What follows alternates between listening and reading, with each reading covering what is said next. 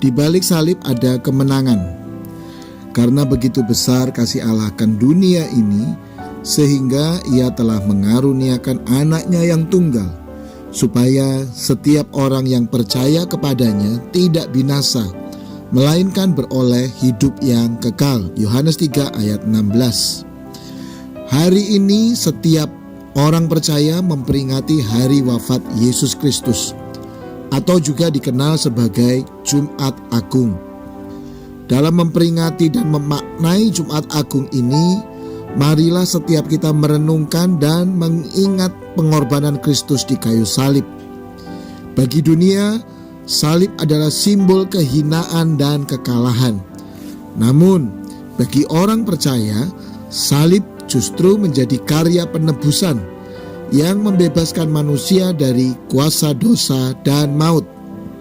Salib bukanlah akhir dari misi keselamatan yang Yesus emban, melainkan titik puncak dari misinya dalam menyelamatkan umat manusia dari belenggu dosa dan maut. Penderitaan Yesus di salib adalah bukti kasih Allah yang luar biasa terhadap dunia yang jatuh dalam dosa.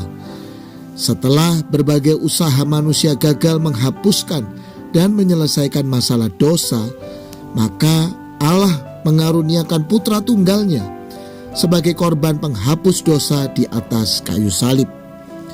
Pendamaian bagi umat manusia mengalir dari hati Allah sendiri yang penuh kasih.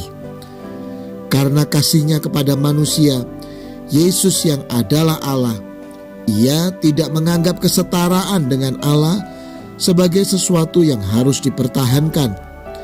Ia rela mengosongkan dirinya sendiri dan mengambil rupa seorang hamba dan menjadi sama dengan manusia. Dan dalam keadaan sebagai manusia, Ia telah merendahkan dirinya dan taat sampai mati, bahkan sampai mati di kayu salib. Filipi 2 ayat 5-11.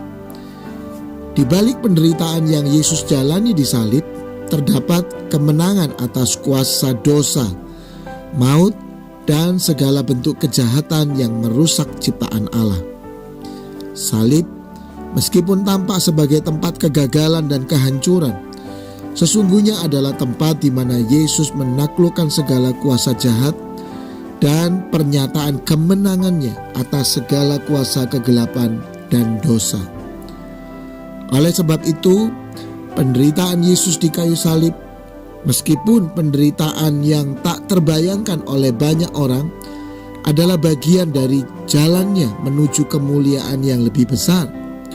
Melalui penderitaannya, Yesus membuka jalan bagi semua umat manusia yang menerima panggilannya dan percaya kepadanya untuk mengalami keselamatan dan menerima hidup yang kekal.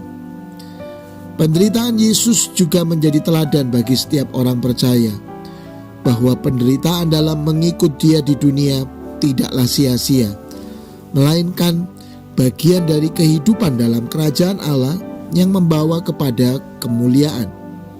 Yesus mengajarkan, setiap orang yang mau mengikut Aku, ia harus menyangkal dirinya, memikul salibnya dan mengikut Aku. Matius 16 ayat 24. Salib adalah harga yang harus dibayar untuk mengikut Yesus, tetapi juga tanda dari hidup yang sudah diperbaharui. Penderitaan Yesus di salib adalah bukti kasih Allah yang luar biasa terhadap dunia yang jatuh dalam dosa.